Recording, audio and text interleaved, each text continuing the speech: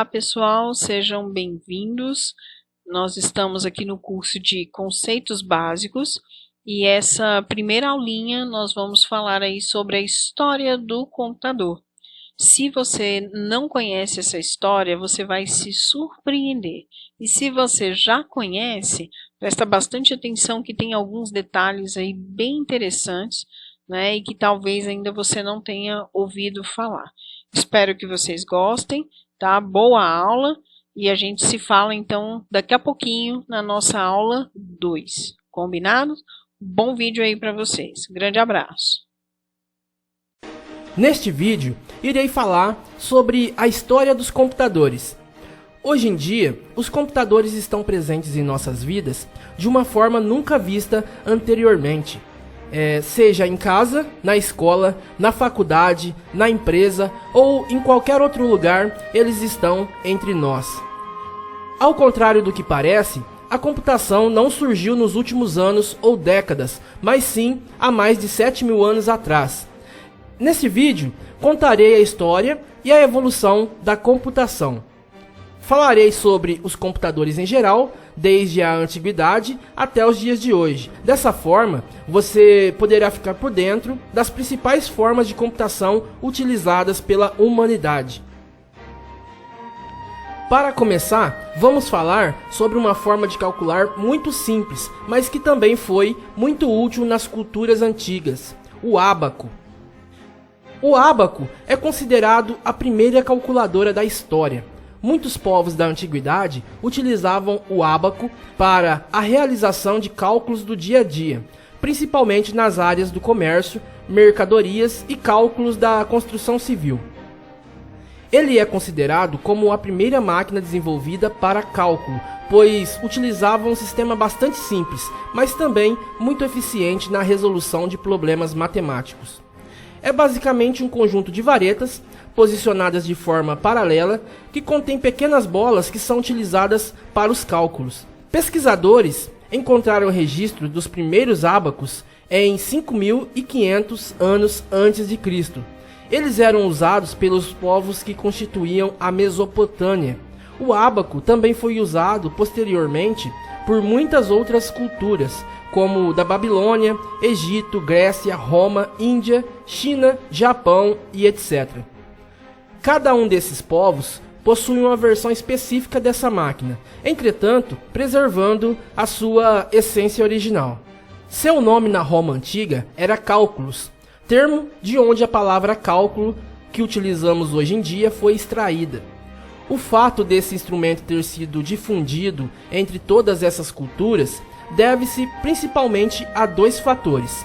O contato entre os povos distintos é o primeiro deles, que fez com que o ábaco fosse copiado de um lugar para vários outros lugares no mundo.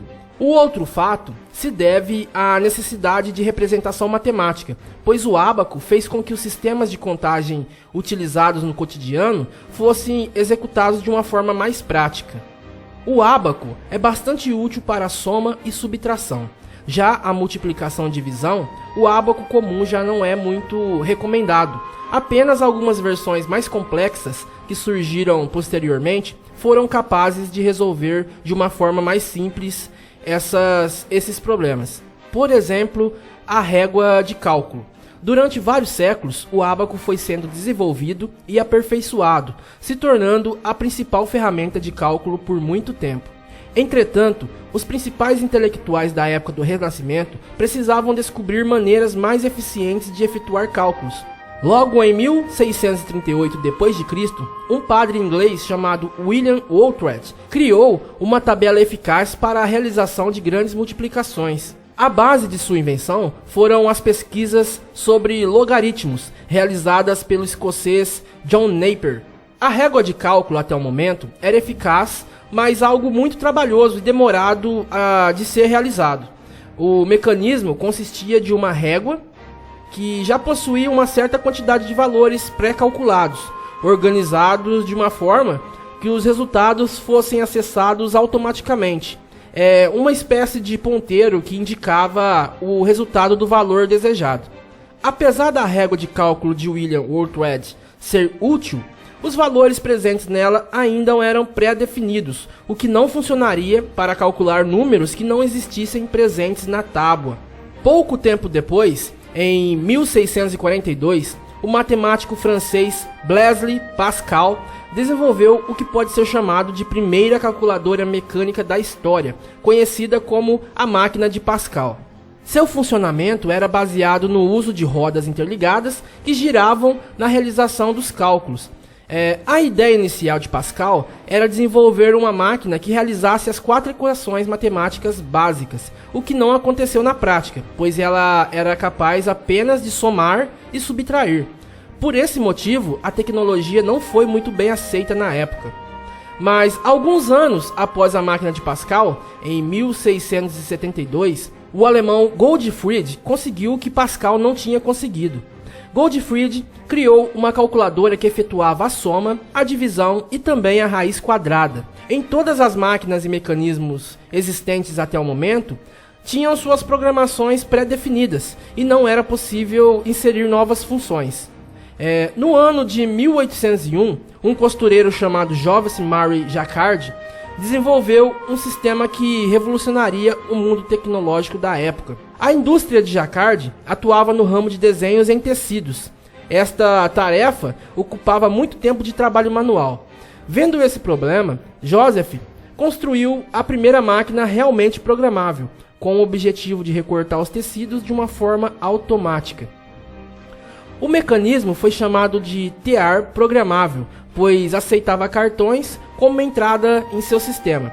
Dessa maneira, Jacquard desenhava a figura no cartão, inseria o cartão na máquina e a máquina reproduzia o desenho nos tecidos.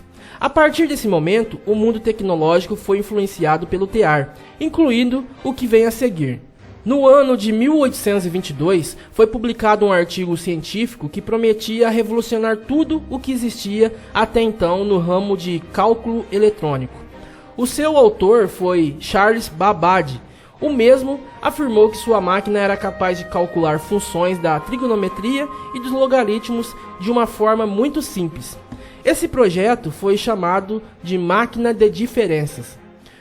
Por causa disso, houve um grande boom na época, pois as ideias aplicadas no projeto estavam muito à frente do seu tempo. Mas, devido às limitações técnicas e financeiras, a máquina de diferenças só pôde ser implementada muitos anos depois da publicação. E logo depois da máquina de diferenças, já no ano de 1837, Babbage lançou uma nova máquina, chamada de engenho analítico, conhecida também como máquina analítica. Ela aproveitava todos os conceitos do tear programável, como, por exemplo, o uso dos cartões. Além disso, instruções e comandos também poderiam ser informados pelos cartões, criando os registradores primitivos. A precisão dessa máquina chegava a 50 casas decimais. Só que, mais uma vez, sua máquina não pôde ser implementada na época, pelo mesmo motivo de limitações técnicas e financeiras. A tecnologia existente não era avançada o suficiente para a execução do projeto, mas a contribuição teórica de Babbage foi tão grande que muitas de suas ideias são usadas até hoje. Babbage é considerado o avô do computador, no ponto de vista da arquitetura de hardware. Já o pai dos computadores surgiu em 1847, um matemático que se chamava George Boole. Ele desenvolveu um sistema lógico que reduzia a representação de valores através de 2 logaritmos, 0 ou 1. Ou seja, George Boole criou a combinação binária, que é hoje a linguagem da computação moderna. Em sua teoria, o número 1 tem significados como ativo, ligado, existente, verdadeiro. Por outro lado, o 0 representa o inverso, não ativo, desligado, não existente, falso.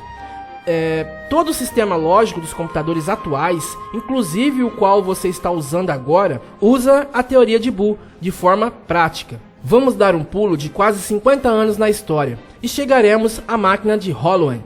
O conceito de cartões desenvolvido na máquina de tear programável foi muito útil para a realização do censo de 1890 nos Estados Unidos. Nessa ocasião, Herman Holloway desenvolveu uma máquina que acelerava todo o processo de computação dos dados. Em vez da clássica caneta para marcar um X na opção sim ou não, para as perguntas como sexo e idade, os agentes do censo perfuravam as opções nos cartões. Uma vez que os dados fossem coletados, o processo de computação da informação demorou aproximadamente 1/3 do comum. Foi praticamente uma revolução na maneira de coletar informações. Aproveitando todo o sucesso ocasionado por sua máquina, Holloway fundou sua própria empresa, a Tabulation Machine Company, no ano de 1896. Após algumas fusões com outras empresas e anos no comando do empreendimento, Holloway veio a falecer. Foi quando um substituto assumiu seu lugar, em 1916, e o nome da empresa foi alterado para International Business Machine, que é hoje a mundialmente conhecida IBM. Na primeira metade do século XX, vários computadores mecânicos foram desenvolvidos, sendo que, com o passar do tempo, componentes eletrônicos foram sendo adicionados ao projeto. Em 1931, Vannevar Bush implementou um computador com uma arquitetura binária propriamente dita, usando os bits 0 e 1. A base decimal exigia que a eletricidade assumisse 10 voltagens diferentes, o que era muito difícil de ser controlado. Por isso, Bush fez o uso da lógica de Boole, onde somente 2 níveis de voltagem já eram suficientes. A Segunda Guerra Mundial foi um grande incentivo no desenvolvimento de computadores, visto que as máquinas estavam se tornando mais úteis em tarefas de desencriptação de mensagens inimigas e criação de novas armas mais inteligentes. Entre os projetos desenvolvidos nesse período, o que mais se destacou foi o Mark I, no ano de 1944, criado pela Universidade de Harvard, nos Estados Unidos. Também o Colossus, em 1946, criado por Alan Turing. Sendo uma das figuras mais importantes da computação, Alan Turing focou sua pesquisa na descoberta de problemas formais e práticos que poderiam ser resolvidos através de computadores. Assim foi criada a famosa teoria da máquina de Turing, que, através de um número finito de operações, resolvia problemas computacionais de diversas ordens. A máquina de Turing foi colocada em prática através do computador Colossus, citado um pouco antes. A computação moderna pode ser definida pelo uso de computadores digitais, que não utilizam componentes analógicos como base de seu funcionamento. A computação moderna pode ser dividida em 4 gerações. A primeira geração foi de 1946 a 1959, onde os computadores modernos tinham como principal característica o uso de válvulas eletrônicas, possuindo dimensões enormes. Eles utilizavam quilômetros de fios, chegando a atingir temperaturas muito elevadas, o que frequentemente causava problemas de funcionamento. Normalmente, todos os programas eram escritos diretamente na linguagem de máquina. Existiam várias máquinas nessa época, mas vamos focar na ENIAC, que foi a mais famosa de todas. No ano de 1946, ocorreu uma revolução no mundo da computação com o lançamento do computador ENIAC, que é a sigla de Electrical, Numerical, Integration and Calculation, desenvolvido pelos cientistas norte-americanos John Hector e John Maclay. Essa máquina era em torno de 1000 vezes mais rápida que qualquer outra que existia na época. A principal inovação dessa máquina é a computação digital, muito superior aos projetos mecânicos analógicos desenvolvidos até então. Com a ENIAC, a maioria das operações eram realizadas sem a necessidade de movimentar peças de forma manual. Todas as operações eram dadas em um painel de controle. Cada operação podia ser acessada através de configurações padrão de chaves e switches. As dimensões dessa máquina eram muito grandes, com aproximadamente 25 metros de comprimento por quase 6 metros de altura. O peso total era de 30 toneladas. Esse valor representa algo como um andar inteiro de um prédio. Já a segunda geração dos computadores modernos foi de 1959 a 1964. Na segunda geração, houve a substituição das válvulas eletrônicas por transitores, o que diminuiu muito o tamanho do hardware. A tecnologia de circuitos impressos também foi criada, evitando que os fios e cabos elétricos ficassem espalhados por todo lugar. É possível dividir os computadores desta geração em 2 grandes categorias: os supercomputadores e os minicomputadores. O IBM 7030, também conhecido como Street, foi o primeiro supercomputador lançado na segunda geração, desenvolvido pela IBM. O seu tamanho era bem reduzido comparado com máquinas como o ENIAC, podendo ocupar somente uma sala comum. Ele era utilizado por grandes companhias, custando em torno de 13 milhões de dólares na época. Esta máquina executava cálculos na casa dos microsegundos, e o que permitia até 1 milhão de operações por segundo. Dessa maneira, um novo patamar de velocidade foi atingido. Comparado com a primeira geração, os supercomputadores como o IBM 7030 eram mais confiáveis. Várias linguagens foram desenvolvidas para os computadores da segunda geração, como o Fortran, o COBOL e o ALGOL. Assim, softwares já poderiam ser criados com mais facilidade. As máquinas desta época eram chamadas de mainframes e ainda estão em funcionamento em várias empresas nos dias de hoje, como na própria IBM. O PDP-8 foi um dos minicomputadores mais conhecidos da segunda geração. O PDP-8 é uma versão básica do supercomputador, sendo mais atrativo do ponto de vista financeiro, custando milhões de dólares a menos. Os PDP-8 eram menores do que os supercomputadores, mas mesmo assim ainda ocupavam um bom espaço no cômodo. Já a terceira geração do computador moderno foi de 1964 a 1970. Os computadores dessa geração foram conhecidos pelo uso de circuitos integrados, ou seja, permitiam que a mesma placa armazenasse vários circuitos que se comunicavam com hardwares distintos ao mesmo tempo. Dessa maneira, as máquinas se tornaram mais velozes com um número maior de funcionalidades, e o preço também diminuiu consideravelmente. Um dos principais exemplos da terceira geração é o IBM 360/91, lançado em 1967, sendo um grande sucesso em vendas na época. Esta máquina já trabalhava com dispositivos de entrada e saída modernos, como discos e fitas de armazenamento, além da possibilidade de imprimir todos os resultados em papel. O IBM 360/91 foi um dos primeiros a permitir a programação da CPU por microcódigo, ou seja, as operações usadas por um processador qualquer poderiam ser gravadas através de um software, sem a necessidade de projetar todo o circuito de uma forma manual. No final desse período, houve uma preocupação com falta de qualidade no desenvolvimento de softwares, visto que uma grande parte das empresas estava focada só no hardware, diferente da quarta geração do computador moderno, que foi de 1970 até os dias de hoje.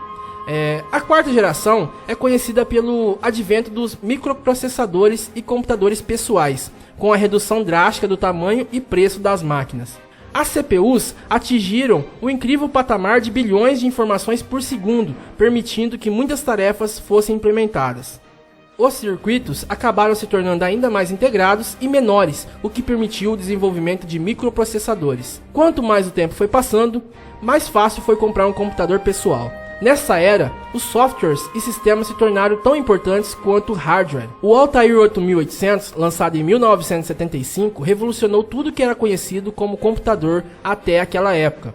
Com um tamanho que cabia facilmente em uma mesa e o formato retangular, também era muito mais rápido que os computadores anteriores. O projeto usava um processador 8080 da Intel, fato que proporcionou todo esse desempenho. Com todo o impacto do Altair 8800, um jovem programador chamado Bill Gates se interessou pela máquina, criando a sua linguagem de programação Altair Basic. O Altair funcionava através de cartões de entrada e saída, sem uma interface gráfica propriamente dita. Steve Jobs, fundador da Apple, ao ver o sucesso do Altair 8800, sentiu que ainda faltava algo no projeto. Ele acreditava que, apesar de suas funcionalidades, esse computador não era fácil de ser utilizado por pessoas comuns. Steve Jobs sempre foi conhecido por ter um lado artístico apurado. Portanto, em sua opinião, um computador deveria representar de maneira gráfica o seu funcionamento, e dizia que as luzes que acendiam e apagavam não eram suficientes. Com base nessa ideia, a Apple I foi lançada em 1976. Pode ser considerado como o primeiro computador pessoal, pois acompanhava um pequeno monitor gráfico que exibia o que estava acontecendo no PC. Como o sucesso da máquina foi muito grande, em 1979 foi lançado a Apple II, que seguia a mesma ideia, só que um pouco mais avançada. E também, seguindo a mesma linha de raciocínio, os computadores Lisa, em 1983 e a Macintosh em 1984. Foram os primeiros a usar o mouse e produzir interface gráfica como nós conhecemos hoje em dia, como pastas, menus e área de trabalho. Não é nem preciso dizer que esses PCs tiveram um sucesso estrondoso, vendendo um número enorme de máquinas. Paralelamente à Apple, Bill Gates fundou a Microsoft, que também desenvolvia computadores.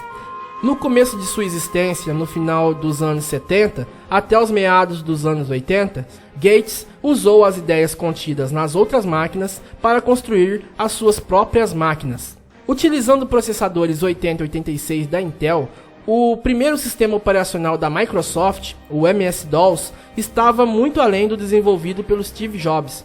Por esse motivo, Bill Gates acabou criando uma parceria com Jobs e, após algum tempo, copiou toda a tecnologia gráfica da empresa Apple para seu novo sistema operacional, o grande e famoso Windows. Dessa forma, em meados dos anos 80, a Macintosh e o Windows se tornaram fortes concorrentes. Com a demissão de Steve Jobs da Apple, a empresa acabou muito enfraquecida. Assim, a Microsoft acabou se tornando a líder de mercado de computadores pessoais. Desde aquela época, vários processadores da Intel foram lançados, acompanhados de várias versões do Windows. Entre os modelos da Intel, podemos citar o 8086, o 286, o 386, o 486, o Pentium 2, o Pentium 3, o Pentium 4, o Core 2 Duo e o i7, que finalmente é o processador mais moderno que temos hoje. A empresa AMD entrou no ramo de processadores em 1993 com o K5, lançando posteriormente o K6, o K7, o Athlon, o Duron, o Sempron e outros aí. Todos os computadores pessoais que são lançados atualmente são bastante derivados das ideias criadas pela Apple e pela Microsoft. Uma das principais tendências dos últimos anos no mercado de desktops é a chamada multicore, que consiste em vários processadores trabalhando paralelamente. Assim, as tarefas podem ser divididas e executadas de maneira mais eficiente. No início da década de 2000, os transitores usados no processador já estavam muito pequenos, causando um aquecimento maior do que o normal. Dessa maneira, foi necessário dividir a CPU em vários núcleos, criando o que chamamos hoje de multicore. Por fim, chegamos aos computadores de bolso, que está cada vez mais presente em nossas vidas. De alguns anos para cá, cada vez mais computadores móveis são lançados no mercado, os quais podem ser carregados dentro do bolso, por isso o seu nome. Entre esses dispositivos, podemos citar primeiramente o celular, que cada vez está mais próximo de um computador, possuindo sistemas operacionais completos, além de palmtops, pendrives, câmeras fotográficas, TVs portáteis e etc. Na verdade, a principal tendência do futuro, que já está ocorrendo agora, é a união de muitas funcionalidades em um mesmo aparelho. Por isso, após alguns anos, vai ser muito comum que as pessoas tenham somente um único dispositivo portátil, que vai executar todas as tarefas desejadas. Agora vou adicionar uma opinião pessoal. Acredito que em um futuro distante, as máquinas e a vida biológica serão fundidas, apesar que isso já ocorre hoje, com, por exemplo, o marca-passo e muitos outros equipamentos aí que ajudam na sobrevivência do ser humano. Mas acredito fielmente que poderemos chegar muito mais longe, onde poderíamos definitivamente ter o controle da evolução da raça humana e criar híbridos que não teriam doenças, fome, dor e que não mais temeriam a morte, ocupando até mesmo outros planetas aí do universo. Claro, isso tudo se não nos destruirmos antes, com guerras, poluição, entre outros fatos.